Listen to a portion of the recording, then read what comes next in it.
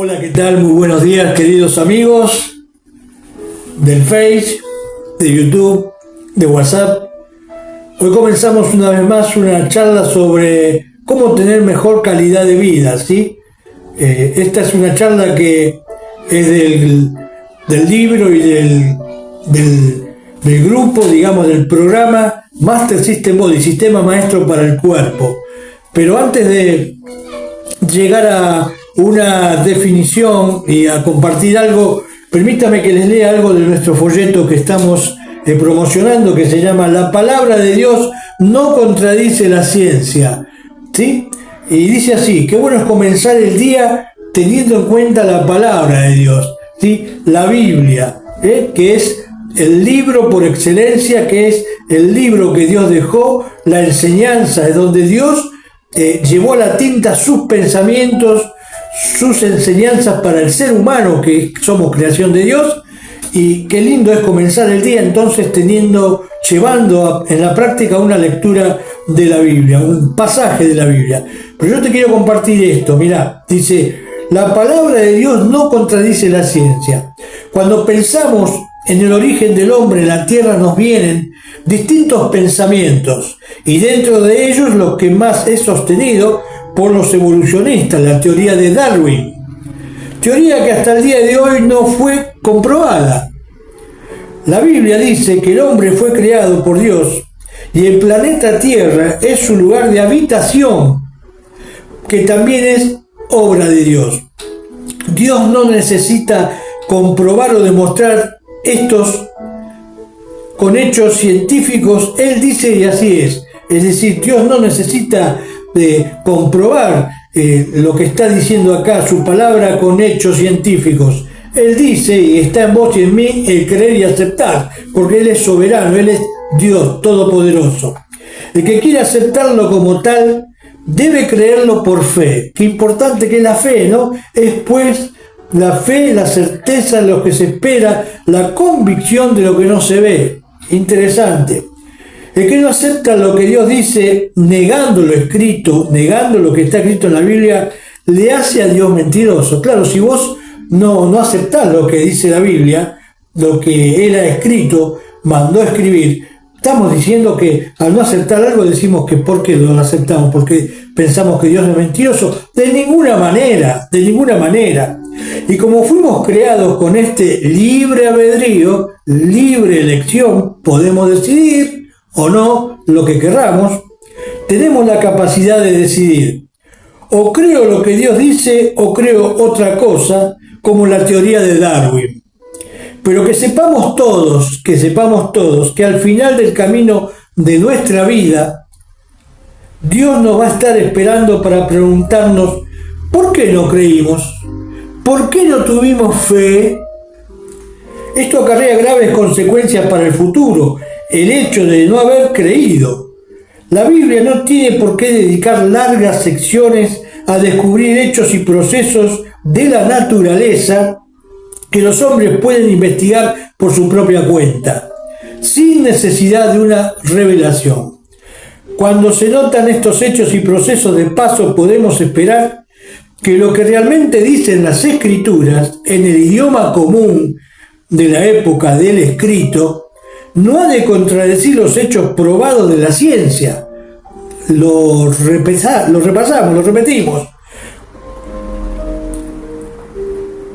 Cuando se notan estos hechos y procesos de paso, podemos esperar que lo que realmente dicen las Escrituras en el idioma común de la época del escrito no ha de contradecir los hechos probados de la ciencia, ya que esta no es más que la descripción sistemática de algunas de las obras de Dios. ¡Wow! ¿No? ¡Qué tremendo! La Biblia nunca contradice los hechos probados de la ciencia, mi amigo.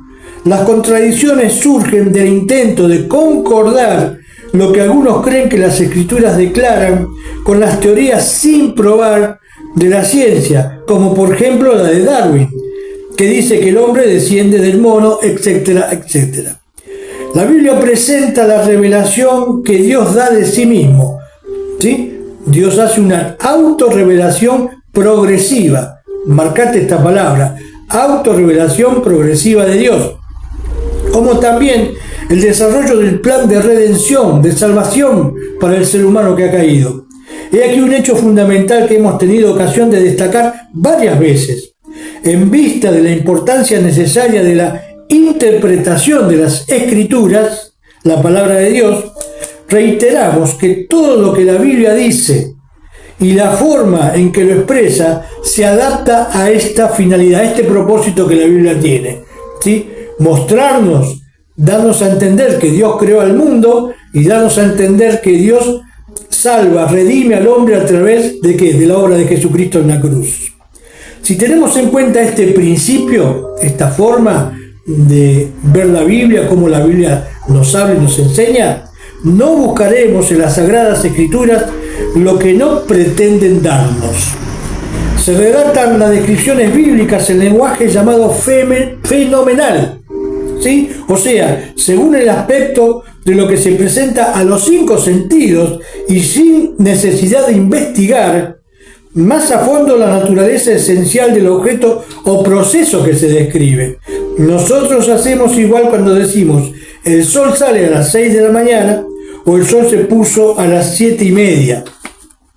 Si nos acordamos de las lecciones de la escuela, sabemos que el sol, con referencia a la Tierra, no se mueve, mientras que el globo terráqueo gira sobre su eje, de modo que es el observador el que se mueve juntamente con la superficie de la Tierra, cambiando su posición frente al sol. Esto se llama, ¿sí?, descripción de proceso fenomenal, de acuerdo a lo que el fenómeno, el ser humano interpreta por el fenómeno. ¿Sí? Esto no quiere decir que sea algo que la Biblia se equivoque, para nada, en absoluto.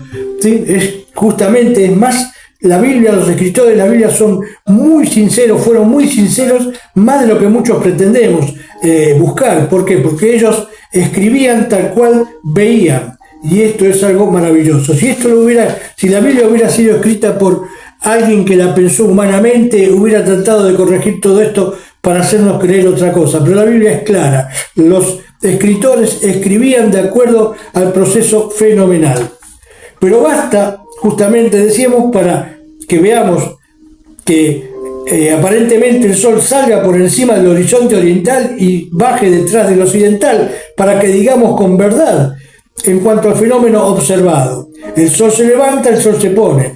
Normalmente es un error buscar anticipaciones, ¿sí? Buscar anticipaciones de la ciencia moderna en el lenguaje bíblico. Sin duda, conforme a la doctrina real de inspiración, es posible que el autor se haya expresado con más exactitud de lo que él mismo comprendía.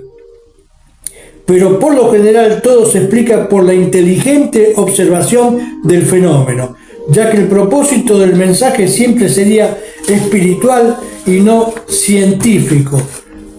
La Biblia nos deja un mensaje espiritual. Y con esto termino, justamente porque quiero llevarte ahora a 2 Timoteo capítulo 3, versículo 16, que dice así, mirá, presta atención, toda la escritura, todo este libro, este compendio, la Biblia, la palabra de Dios, los 66 libros inspirados por Dios, inarrables, ¿sí? Dice, toda la escritura es inspirada por Dios y útil. ¿Útil para qué es la Biblia? Para enseñar. La Biblia enseña. ¿Qué enseña? Cómo vivir mejor, cómo tener mejor calidad de vida, cómo alimentarse mejor, cómo cuidar mejor tu mente, alma y espíritu, pero principalmente lo que la Biblia enseña, que Dios se mostró, que Dios nos creó y que Jesucristo vino a este mundo, que es Dios Jesucristo, y mostró el carácter de Dios en su propia vida, porque Él es Dios, y que después murió en una cruz, ¿para qué? Para salvación de todo aquel que en Él cree. Porque de tal manera ama Dios al mundo, que ha dado a su único Hijo engendrado, unigénito Hijo, Jesucristo. ¿Para qué? Para que todo aquel que en Él cree no se pierda, mas tenga vida eterna. Ese es el propósito de la Biblia. Es útil para enseñar, para muchas cosas más también.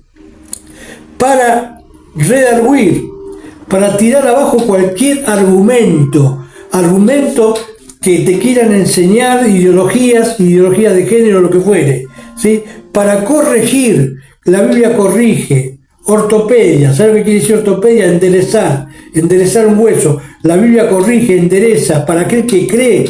Pero es importante creer lo que dice la Biblia, porque vos lo podés leer, estar de acuerdo que lo que dice es verdad, las cosas que dice es verdad, pero no creerlas, no ponerlas en práctica en tu vida.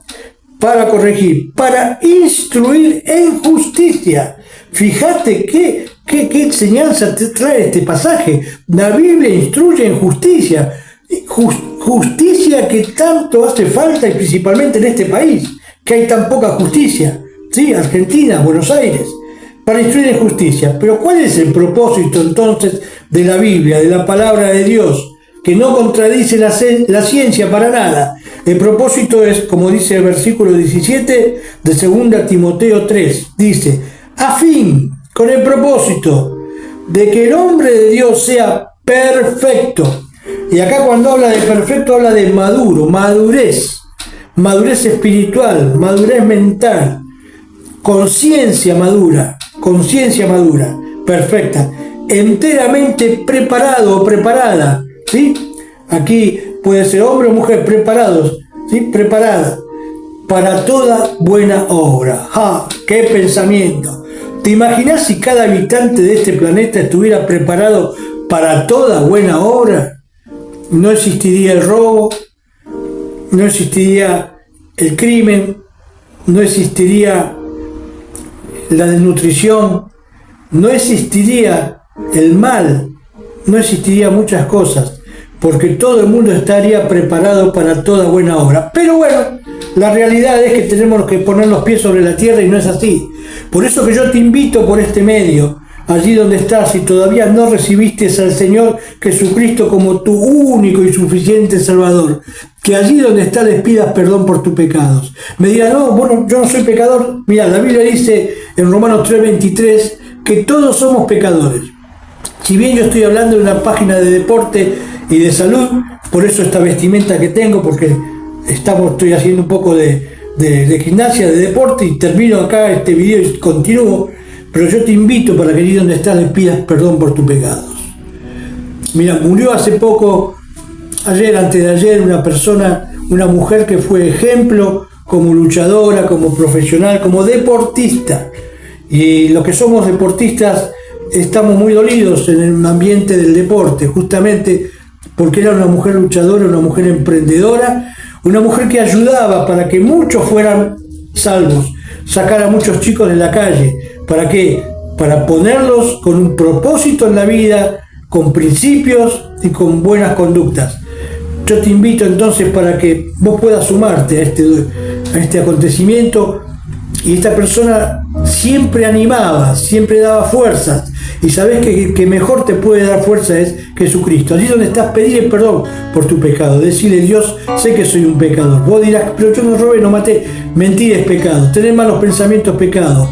Abusar de otro es pecado. Saber hacer lo bueno y no hacerlo es pecado. Es decir, el hombre pecó.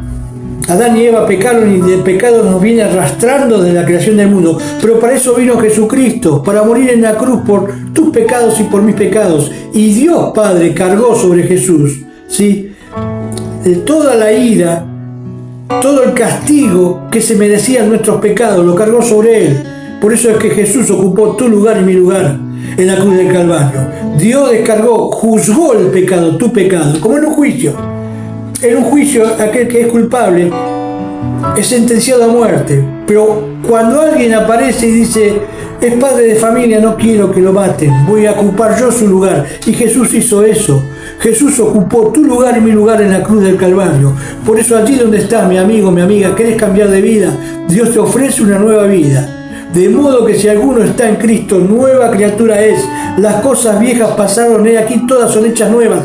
Dios te puede dar una nueva vida. 2 Corintios 5:17, y terminamos acá. Pedile perdón por tus pecados y decirle, Jesús, te pido perdón, te acepto como mi único y suficiente Salvador. Entra a mi vida, te entrego mi vida para siempre. Que Dios te bendiga. Chao, hasta pronto.